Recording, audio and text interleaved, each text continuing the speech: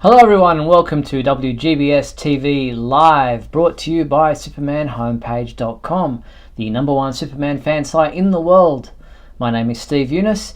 In this, our November 5th, 2019 show, we're going to be covering a range of topics, including some new technology that they're archiving Superman the movie with. We're going to be talking about the latest episode of Supergirl, and we're also going to be talking about an anniversary. Now, to introduce you to how you can get involved in tonight's show and how you can, be part of everything that's going on over the next hour, let me introduce you to my co-host, Mr. Michael Bailey. Hey, Mike. Hey, Steve. Now, since WGBS Live is all about Superman, we want to hear from the Superman fans that are watching us right now on YouTube. So around the halfway mark of the show, and if we don't have too much on the docket, we'll start taking your calls, if it's feasible. Sometimes reception is bad. To do this, you're going to need Skype. Open up Skype, find Superman homepage, and then message us that you'd like to be on the show. Two quick things. One, message us. Sometimes calling in screws everything up, and then we have to reconnect, and it kind of makes for a bad show.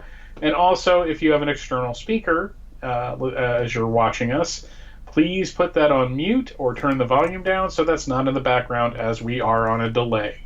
Yes, indeed. Now, for those of you tuning in live via YouTube to watch tonight's show, we invite you to chat with fellow fans, post your comments and ask questions right there on YouTube. Michael and I will react to those and check those out as the show goes on, so get involved. And a huge thank you to our sponsors and patrons, Douglas Meacham, John Patrick Van Pelt and Tina Murray. We appreciate your support. Well, Mike, you were unwell this week. Yeah, I had a bad reaction to some medication I took, and I had to spend the night in the emergency room. And I don't get sick very often. I mean, I get like a cold here and there, but yeah, we didn't know what was going on. I was in pain enough to put me on the floor. Literally, I was like laying on the floor, and thankfully we're right down the road from the hospital. Literally, and they took care of me. They did a test. They put me through a thing that made me think I was in the Incredible Hulk television series. Which was a little weird because I'm not good with tight spaces.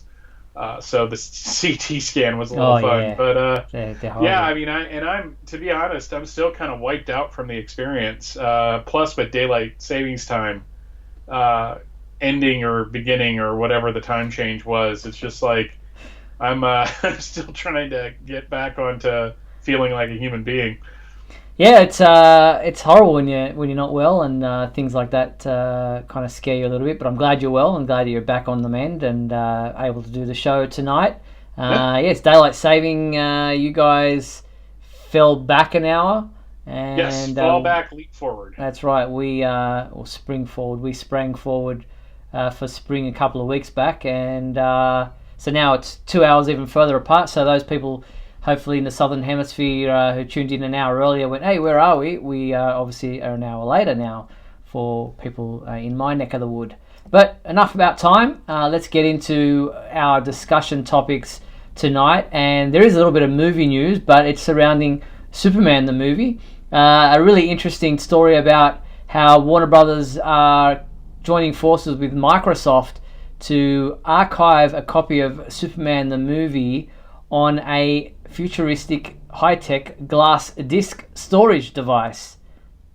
Yeah, this is every Superman fan wants to make the joke. I mean, if you're a fan of the movie and the fact that they're putting it basically on a crystal, my first reaction was, if you take this to the Arctic and throw it into the snow, like a full-blown like Superman collection will grow out of the ice to a John Williams score. But no, it's interesting that this is, one of the movies they chose to put on that. And I have to think it's because of the crystals in the movie.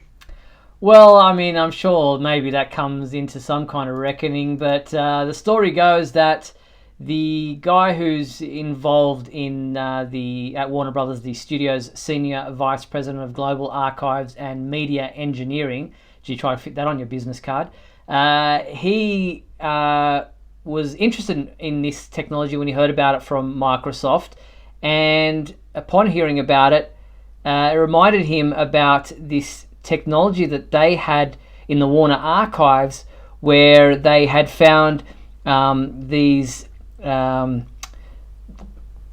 glass discs back, I don't know, from the 1940s, where archivists had put a radio series of the 1940s Superman show on this glass archive disc, and they had to try to find some technology that was able to actually decode the layers of this glass 1940s era disc thing that they had back there. And when they found that it was Superman, he thought, well, now that we've got this new technology, we're going to be going together with Microsoft on this. It makes sense that Superman should be the item that they use to test this new technology with. So he says in this quote from Variety.com, it just comes full circle.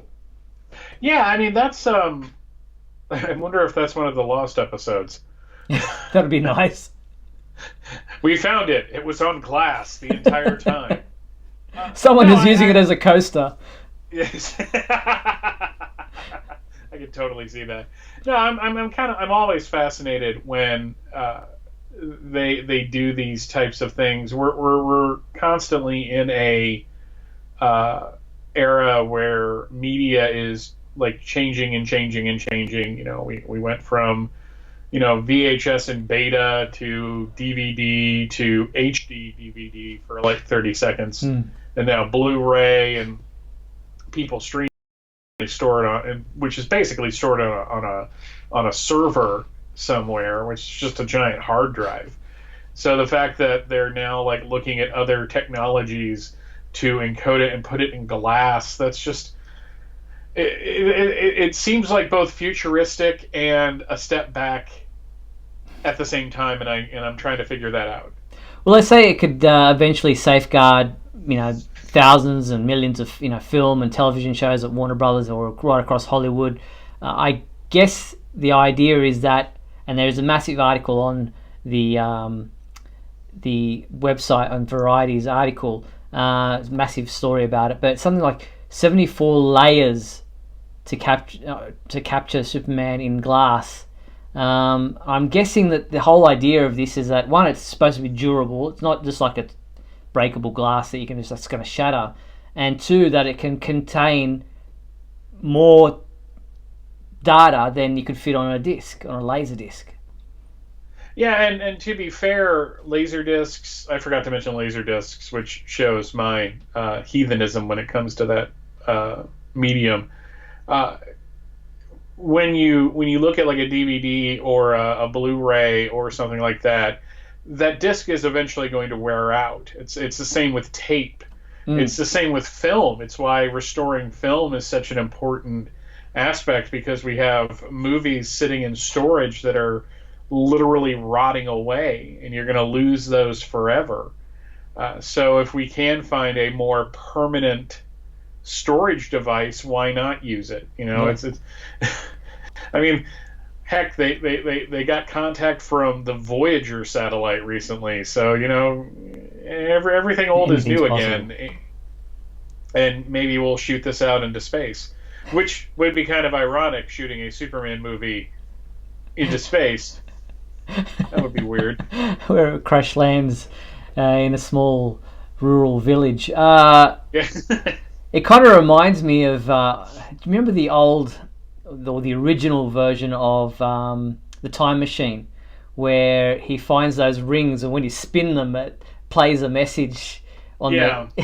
It's just like this technology that's around. You'd hope that whatever technology that we start to go with is going to be playable, many years down the track, because, like I said, cassette tapes, VHS tapes, these kinds of things. I've got hundreds of them lying around in cupboards everywhere, but I don't have a player anymore. I can't seem to find one that operates anymore, the heads haven't worn out or something, I'm curious if tape decks are going to make a comeback at some point. Because vinyl has. Yeah, and vinyl, but everyone says vinyl sounds better. I believe that's a taste thing more than anything else, and it's cool to have like a record player, especially since there are things out there. I picked up on eBay pretty cheap Kellogg's around the time of Superman the movie like offered a set of Superman radio show records Mm-hmm. with some really neat covers on them, and I'm like, okay, I've got all these digitally, but this is just neat to have because for a long time this was the only way people could listen to those old radio shows. Yeah. That was the only way they were available, and I'd love to get a turntable and just play it and see what it sounds like, and then maybe digitize it somehow. Which again, it's weird. It's like I've got this thing that's on a record that I have digitally, but I want to make the record digital because I have no idea why. So, but Yeah. no, this was a cool story to see in the middle. Like what was it? The end of last week, I think it popped up. So it's just one of those things that it's nice to see Superman heading those kinds of technological advancements. Mm-hmm. So we move on to another bit of movie news, and this is a fan film called Superman End of an Era. This kind of just popped up. Usually people who create these fan films email me or send me the link to their YouTube video to announce it, but this one just popped up. I still don't know if Chris Notarile, who is the fan and creator of this film, who did a previous one about 4 years ago now and contacted me back then. I don't know if what's happened there, but this one is set decades after. Said after decades of trying to defeat his nemesis, a dying Lex Luthor finally discovers Superman's best-kept secret and unleashes a sinister plan to bring the last son of Krypton to his knees. But can Luthor's masterstroke truly break the Man of Steel? I've got a little bit of a clip here from this animated film. Check it out if I can find it. It always seems to go further down the list. Here we go.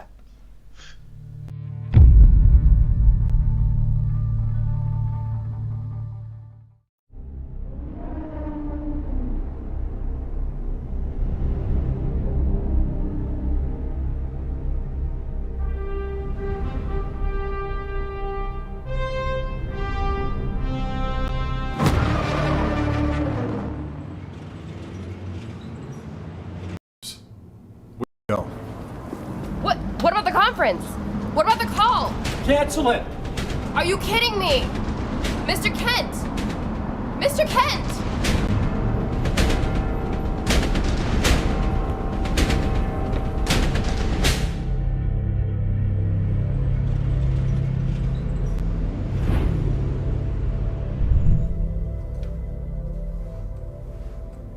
Hello, Luther. Why am I here? I don't know what you're talking about. You see, I sent a text to Clark Kent, but then you showed up. Now, why is that? Oh. So there you have it. There's just a little bit of that short film titled Superman End of an Era, where both Lex and Superman are obviously much older, set, with Lex obviously dying. It's not a bad little short film. With a bit of a spoiler alert, Batman does show up. That kind of annoyed me. But all in all, it was pretty well done. The production values are pretty good. I liked the casting, especially the older Superman looked very much like I would imagine maybe an older Christopher Reeve type Superman might eventually appear if he did age, like a normal human being. So yeah, not a bad film. Check it out if you can. It's on our website. It's titled Superman End of an Era. Yeah, the costume's not bad either. I mean, it's an interesting. He does look like an older Christopher Reeve. Wow, that's amazing. Yeah, I gotta watch this. Yeah, that's cool. Let me know what you think when you do watch it, because like I said, the Batman involvement kind of annoyed me a little bit, being that it's called Superman End of an Era. If it was called Justice League End of an Era or something like that, then I could get that Batman and other heroes might turn up, but the fact that it's a Superman Lex Luthor story and Batman has to be involved kind of just made me. I don't want to be one of those people that constantly whines about Batman, but at the same time, you don't see Batman stories where Superman shows up in the modern era. True. You don't have like a huge Batman story, except like very rarely. Like I think Scott Snyder included him just so that they could do the Superman Batman fight towards the end of his run. But it just seems like, especially in the New 52, if there was a big Superman story, Batman was going to be there because reasons. Yeah. So yes, there was the John Williams theme in the beginning there, and the titles very much similar to using the font and everything from the titles of Superman the movie. And the costumes, obviously, the S is similar to the Christopher Reeve S on that costume. So check it out, Superman End of an Era. Alright, let's get into the TV side of things, and the latest episode of Supergirl aired there on Sunday, and just last night here in Australia. It was titled Dangerous Liaisons. It was the 5th episode of Season 5.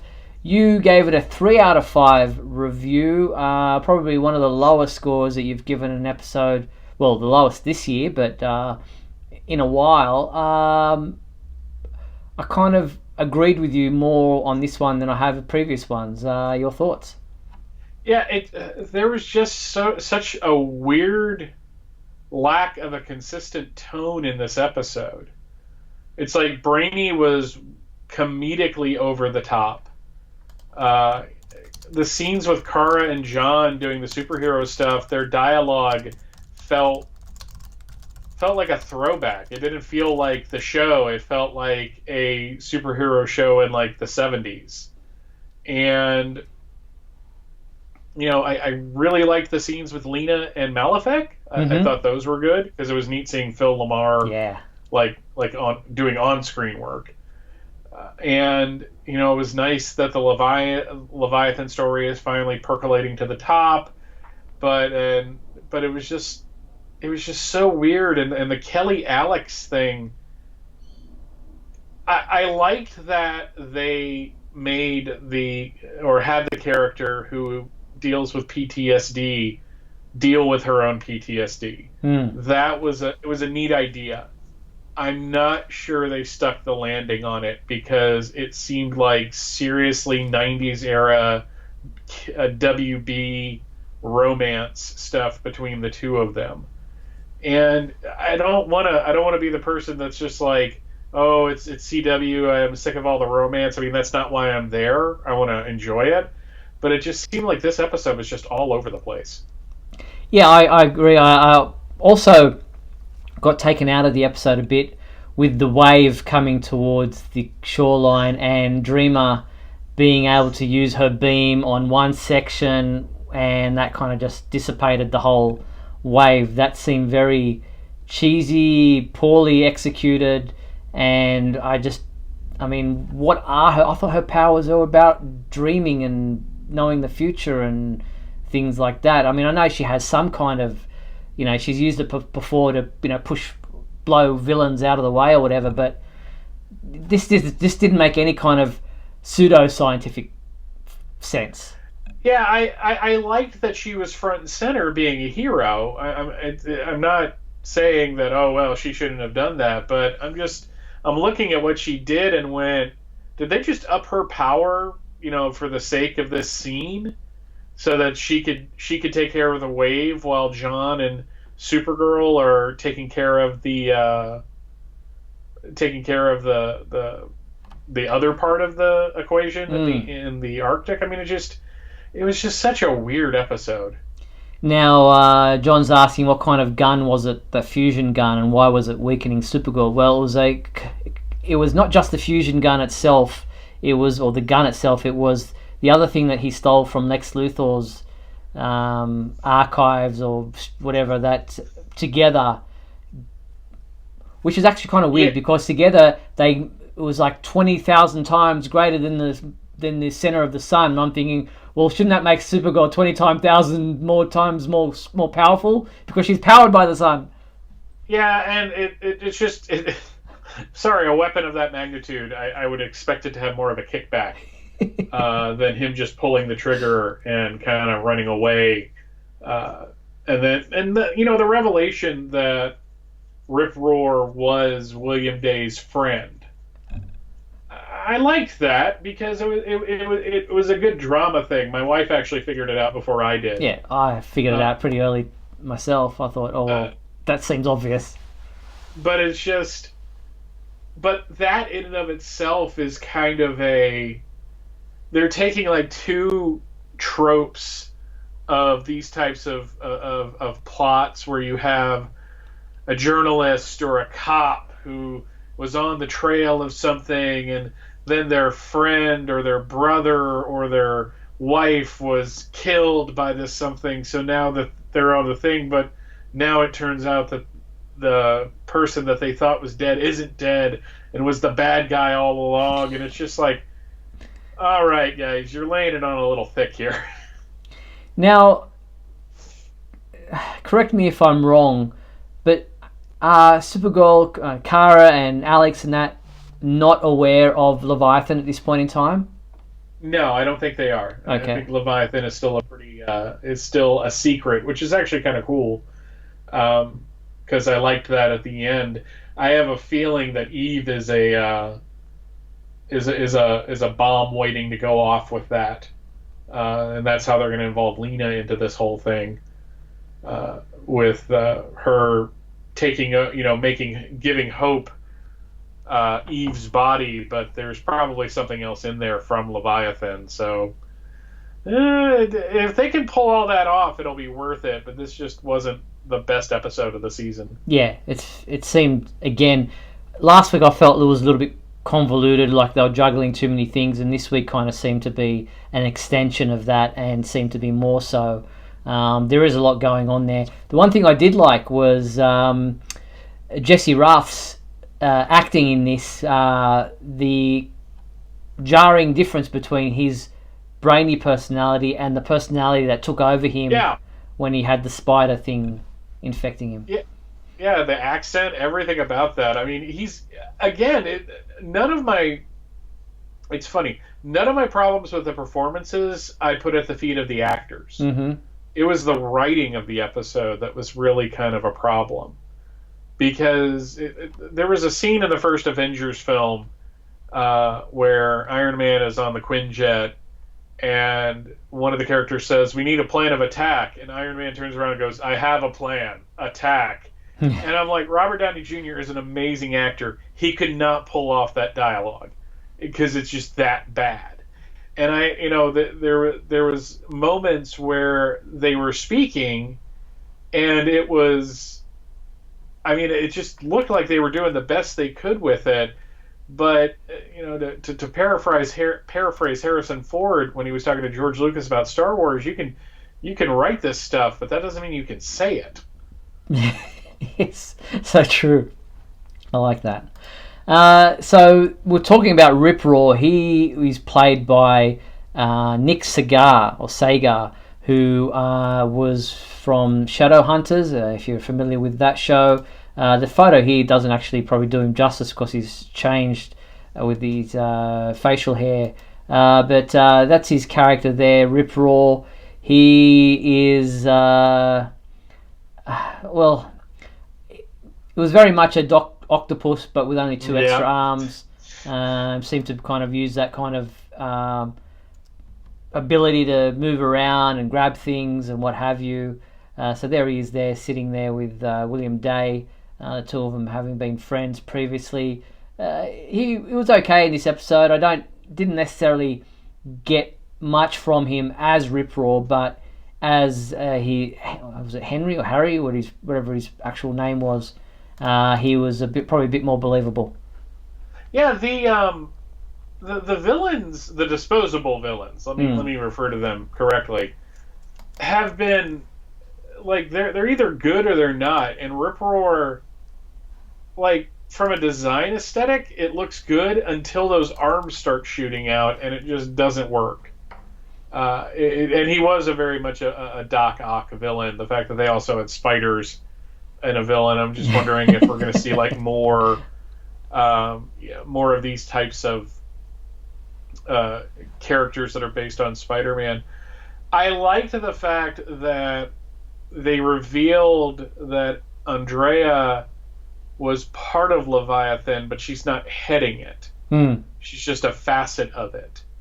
And I kind of dug that because I thought that eventually it was going to come out that she was like the ultimate person behind Leviathan, and it seems like she's as much of a foot soldier as everyone else, which is going to make William Day's investigation more interesting. Yeah, well, I guess Kara's involvement in the investigation stopped him from going down a path that was probably one that would have been detrimental to his career and possibly his life if he'd come out as his eye contact little, wishful thinking thing, where he would have confronted her, would have been wrong. And I think they could have done a better job with the people being distracted during the tidal wave. Because they were all just kind of wandering around, and then something would just crash behind them, and there was no sense of danger. Like you didn't really. I didn't feel like anybody, even Kelly, was in any danger of anything bad happening to them, even though some of them were like wandering around like they were. Look, I realize that you want to do virtual reality. That's fine. I just don't think you should walk around while you're doing it. I know that's kind of the point of the technology, but that also seems exceedingly dangerous in public. And don't get me... I mean, okay, the whole thing with the moving... just use... You can't put contacts on and off like that. I'm sorry. No. This doesn't work that way. I mean, I've got contacts now. But they're only for your sight. Can they not hear what's going on around them? People screaming, people running around, like explosions? Yeah, at least when you have like those VR goggles, which seemingly have not updated in look since the 90s, I might add. But they seem to be more like it's a more inclusive thing, probably because you want to have the sound of the game and all that with you. But yeah, it's just I think I mentioned this in a previous installment of this. I had contacts when I was like 18 years old, so this is like 25 years ago, and I have the worst blinking problem on the face of the planet. Like when they have to do that thing where they blow air into your eye when you're getting your eye exam. I literally have to sit there holding my eyelids open because I'll blink so much. So getting contacts in for me was like took like an act of Congress, and I think the Pope had to get involved. So I can't imagine just like doing that and having something on your eyes. Yeah, it doesn't work that way. It's like. But anyway, Phil Lamar, I didn't really... He still looks so young. I mean, how old is he? Well, you got to think about it. He's probably in his 50s. Because I think he was in his 20s back in 94 when he was in Pulp Fiction. Because he's the guy that John Travolta kills in the back of the car. So, yeah, it's funny to watch now. But no, he's got kind of an ageless look. Anyways, but I was just so cool seeing him because normally, when I'm encountering Phil Lamar in something, it's his voice. Yes. He's Jon Stewart. He's what is that? Samurai Jack. He's any of the 1,000 other voices that he's done in his career.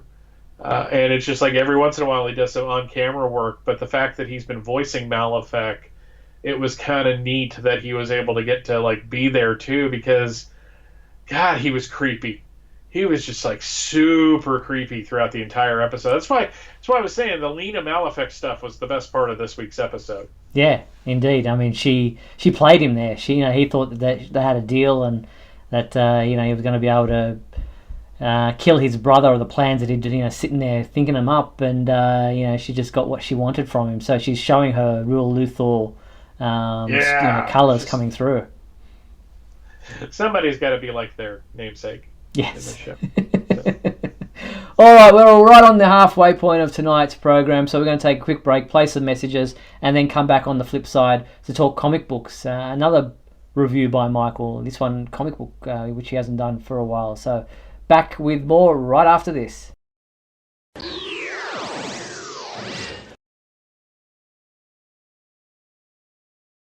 We'll be back in a moment with the exciting climax of today's episode. So stand by.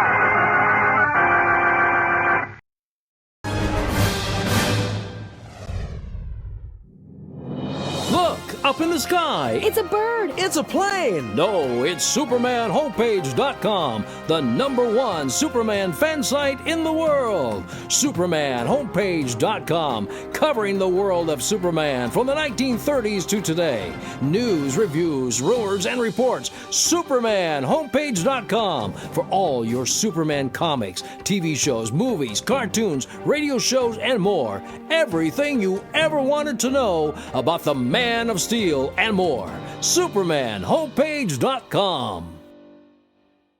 Thanks, Superman Homepage, for all the support over the years. I really appreciate it. I'm Matt Bomer, the voice of Superman and Superman Unbound, and this is the Superman Homepage. Right here on Superman Homepage.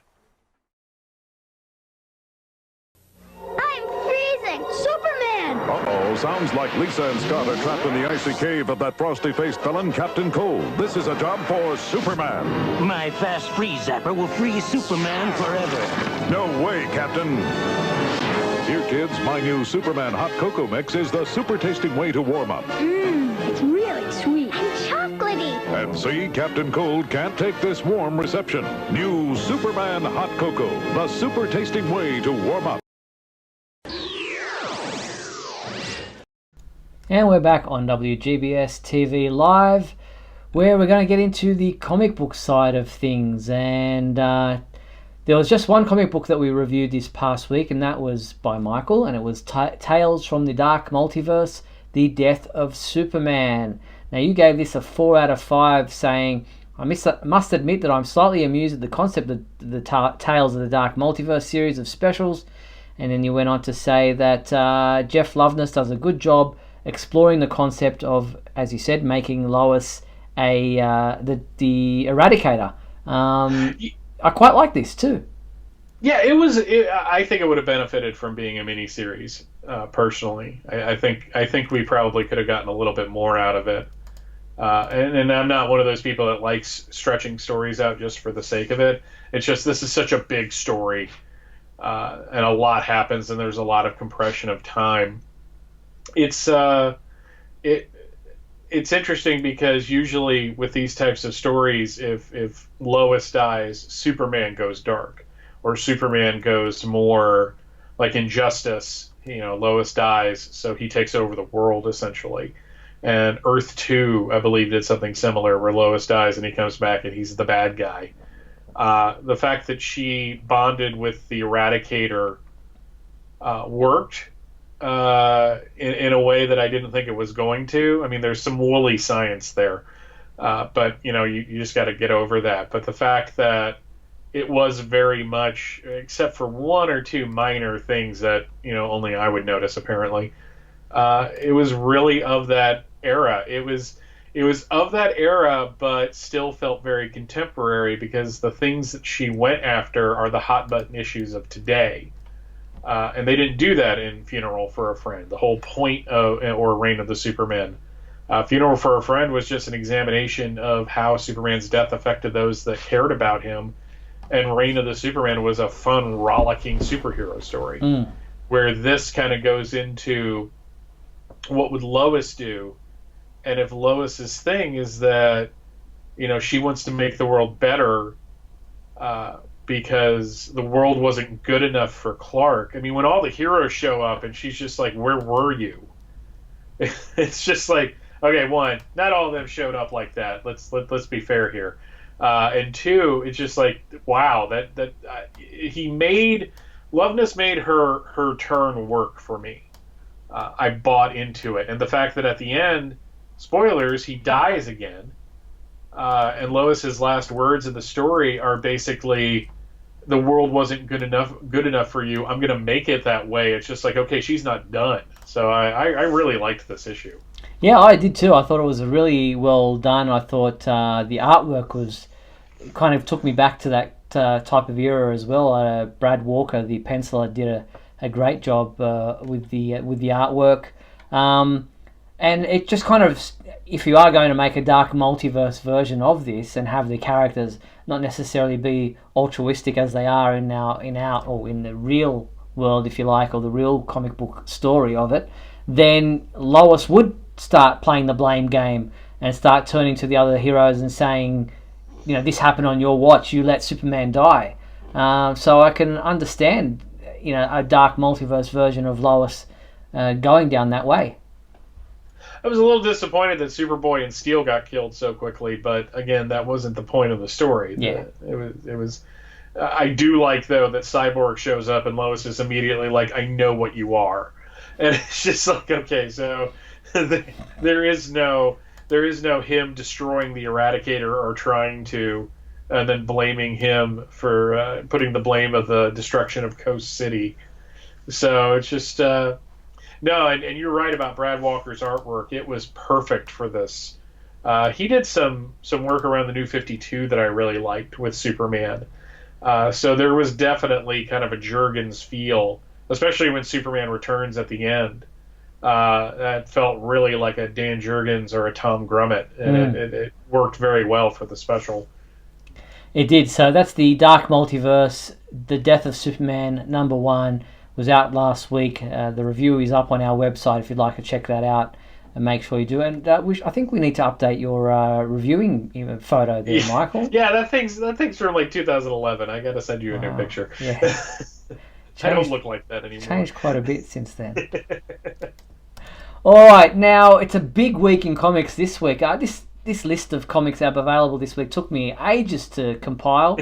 I got to grab the Kindle link and the iBooks link and even any previews that are out there, and then I grab all the covers of the variants, and then I put the links for people to buy them, and then list them in our comic index. It's just like so much going on.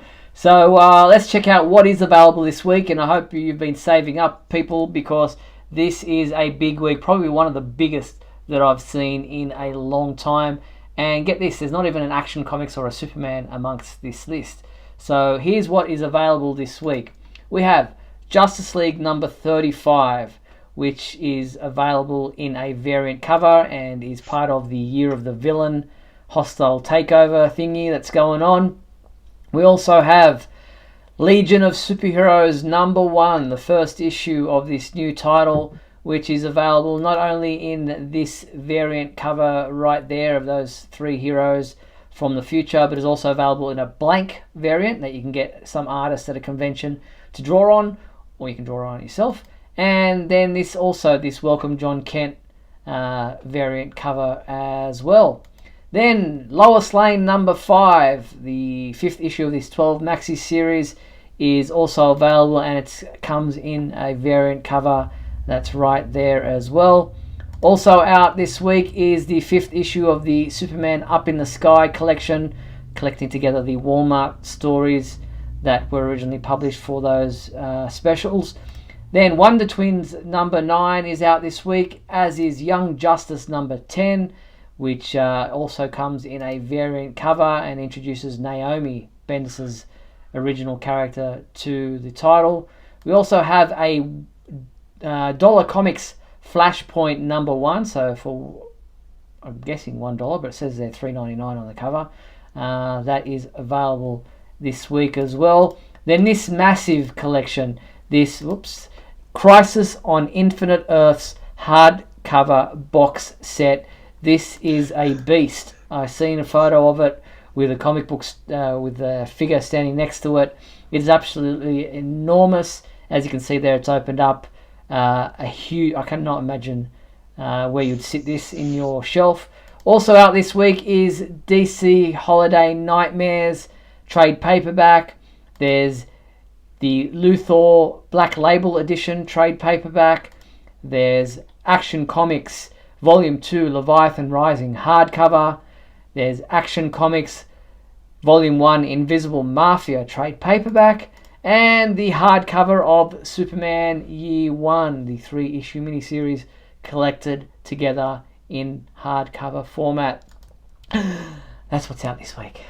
That Crisis box set is just, it's really worth the $500. And I don't say that lightly, because the sheer amount of stuff that is in there is, because you not only get like Crisis and all the crossovers, but they reprint all of the JLA, JSA crossovers like 6 volumes of that.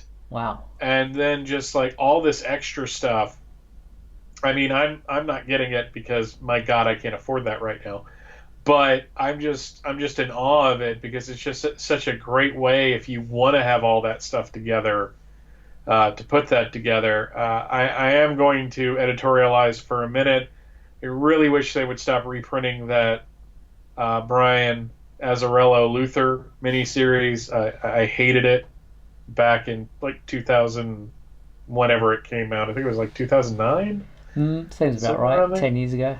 That was a terrible story. I mean, if you want Luther to be the hero, it's the story for you. And I don't say that as an apologist, and I don't say that as somebody that just wants simple stories. He sits there and is sitting there in one scene talking to this janitor. They're having like this just normal conversation, and I'm like, Luther would buy and sell this man in a heartbeat. Don't try to make him, don't humanize him and make Superman seem like the threat, you jerk. So, a massive week of comic books out this week. November 6th, these go on sale. We will be reviewing a number of those, so make sure you check out our website tomorrow for a couple of them, and in the coming days for some of the others. So, a big week in comic books this week. All right, we have a giveaway contest happening on the Superman homepage. Launched it earlier today. Thanks to Asgard Press, we have a number of vintage wall calendars, vintage note cards, posters, desktop calendars. There's 3 prizes to be won. First prize contains a 2020 Superman vintage wall calendar.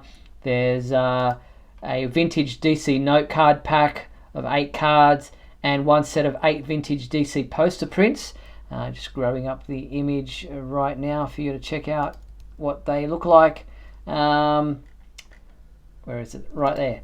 Then second prize is a 2020 Supergirl vintage wall calendar and a 2020 vintage DC Comics desktop calendar. And the third prize is just the vintage DC Comics wall calendar.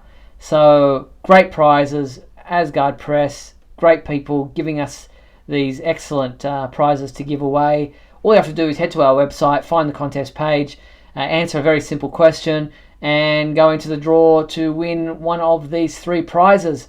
And the winners will be notified on the website and via email next Tuesday. So you've got a whole week to get involved in this giveaway contest. Check out the Superman homepage right now for the giveaway.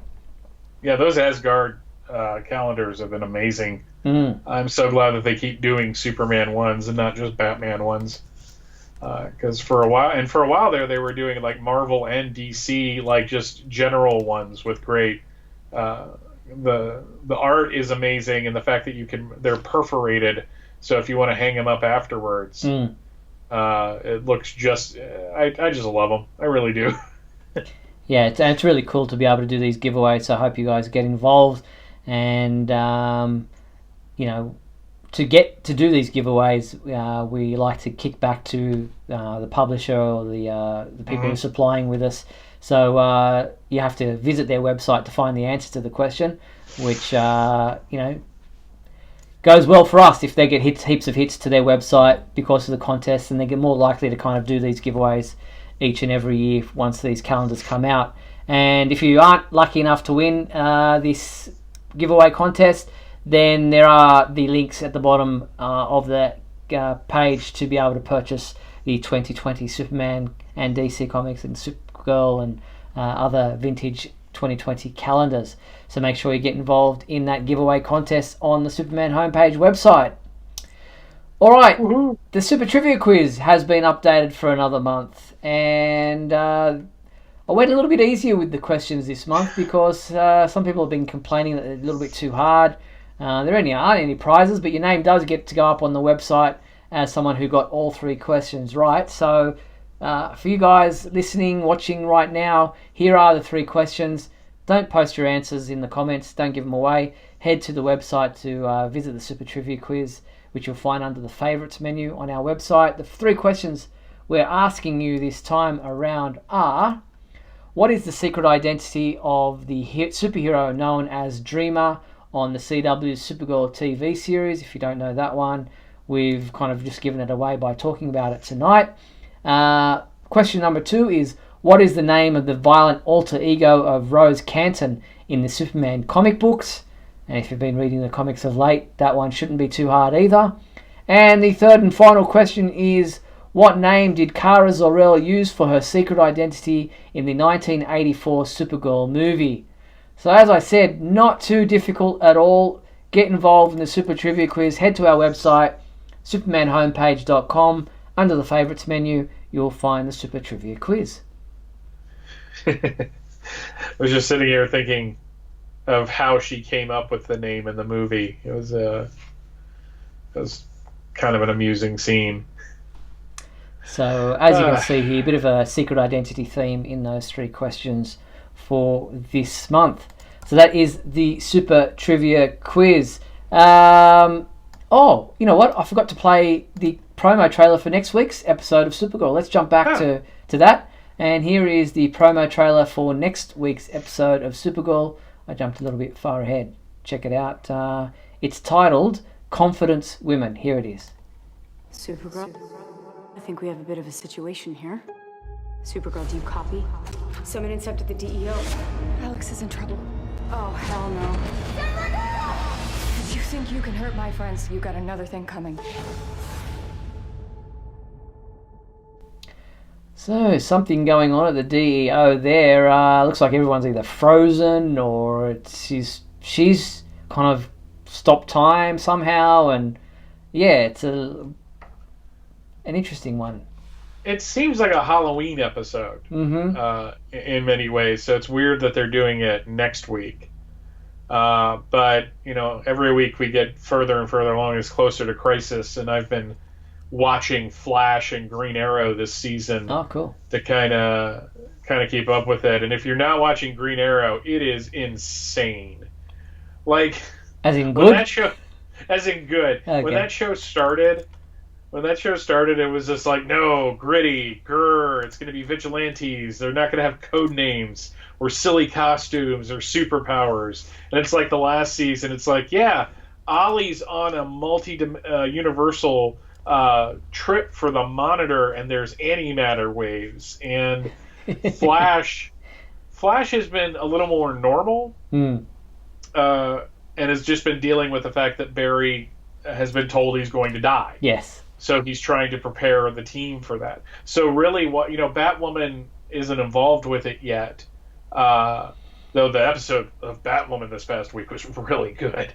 But it's really kind of neat following all the shows leading up to it, and I feel like I'm going to enjoy Crisis more because of that. Oh, cool. Yeah, I don't watch Arrow or Batwoman, but I've been watching The Flash closely, and I've seen all the little bits and pieces happening with Crisis there, and how he's waiting for this date coming up in December, which will be his demise, and how he's trying to get everyone prepared for that. And obviously they're not taking the news that well, but it's gearing up nicely. Looking forward to seeing what happens there. But before that, we have the 7th episode of Supergirl following the one that we just played, the promo for. And the 7th episode of Season 5 is titled Tremors. And the description for that reads, Supergirl finally learns the truth about Lena while tangling with Leviathan. John Jones makes a discovery about his brother's whereabouts. So I'm guessing this is going to be a very Lena-centric episode, because Malefic is trapped at Lena's lab, and Supergirl and Lena having the confrontation and her finding out about Lena. It's going to be a very interesting revelation. I can really see this one being an emotionally draining episode for Kara. Yeah, I think this is probably going to be one of the good ones. If they play it right, but the Lena stuff has been the strongest stuff this season, so I don't see how it won't go well. Now, I don't have any further, even titles for episodes beyond the 7th episode of Season 5, so I'm wondering if, they're kind of holding their cards close to their chest to gear up for Crisis, which will probably be, was it early December was the first stuff for Crisis? December 6th or something? 8th? Okay. So whatever that I think that second Sunday, because he dies on the 10th. So 8, 9, 10, since it's going to be over 3 nights to start, would make sense. So we haven't got an episode description or an episode title for the 8th episode, which would be November 24th, and then the 31st. It's 30 days, has September, April, June, and November. So no, that'll be the 1st of December. So yeah, I know. I love that have you to do use that because that's how I remember what months have how many days in it as Doesn't well. everybody? I just have to hum that to myself a little bit just to remind myself. So it'll be the 1st of December and the 24th. We're waiting to see episode titles and descriptions for those leading up to December 8th, 9th, and 10th, being the Crisis on Infinite Earths 3 parts before they have that break and we go into the mid-season hiatus, and then the Crisis will continue at the return of everything back in the new year. So that's the episodes of Supergirl coming up. Michael, we have time for a This Week in History, if you're prepared for that. I am prepared. I got some fun stuff to talk about, too. All right, let's play the intro for you right now.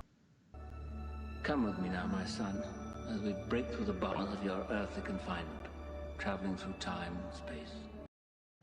Alrighty, going back to 1949, Action Comics number 140, which was still an anthology book at the time. So you had Tommy Tomorrow and Congo Bill. And Superman becomes a hermit, and he fights a bear on the cover. So that's bedeviling Lois. I hope the bear ends up okay. That bear probably didn't do anything.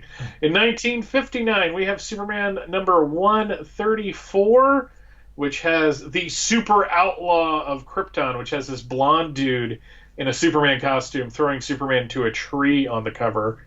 What I will always consider a classic cover, Superman 223, came out on November 6th in 1969, because that's it. That would be the date, Mike. Good going there.